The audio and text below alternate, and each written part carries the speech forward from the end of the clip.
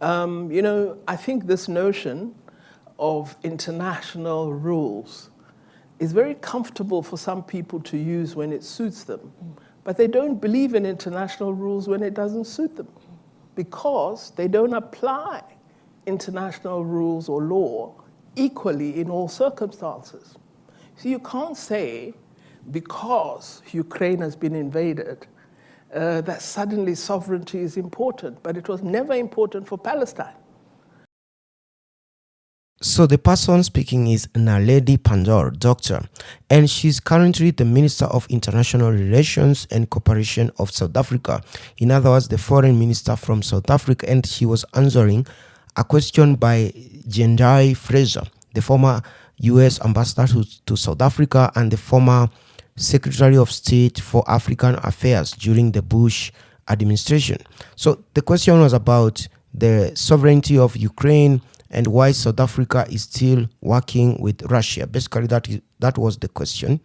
And today, South Africa is part of the BRICS nation, is also under immense pressure from the West, from the United States, from basically countries from the West, to cut ties with Russia. So they've been pressured severally to condemn the war in Ukraine and to cut ties with Russia.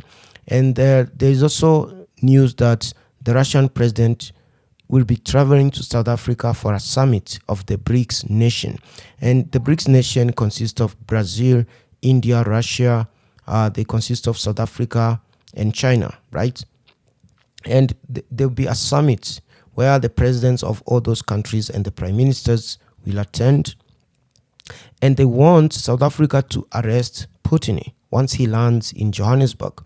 Of course, the South African government said that they are not going to do that. And that's why you see she's saying that when it comes to the sovereignty of countries like Syria, they don't see it as something that should be discussed. Because today, the United States has captured almost a third of Syria. They are stealing their oil in northeast Syria. The same thing, Israel is taking land from the Palestinian, territory. So when it comes to countries like, Syria, Libya, African countries, and even the Palestinian land, the West doesn't want to talk about international law. But when it comes to one of their nations or friendly neighbors, in this case, Ukraine, they want to remind everyone about international law. So that's what she was saying. And I'm going to play the next part of this video so that you understand the whole point. I think this notion of international rules is very comfortable for some people to use when it suits them, but they don't believe in international rules when it doesn't suit them, because they don't apply international rules or law equally in all circumstances. So you can't say, because Ukraine has been invaded, that suddenly sovereignty is important, but it was never important for Palestine. It's very peculiar. If you believe in international law truly, then wherever sovereignty is infringed, it must apply. And this is the point we've been making, that we use the framework of international law unequally, depending on who is affected. And we are arguing that that must change. And one of the interesting changes that has occurred is the sudden movement, because Russia has invaded Ukraine, that we say, okay, let's not allow the Security Council to just have the veto and let it pass. We take it to the General Assembly. When some of us had been calling for the General Assembly to have a greater say, we never enjoyed support. But suddenly today, see, that's where international law begins to mean nothing. Because for some, we see it as a cheating, and for others, we see it as a benefit.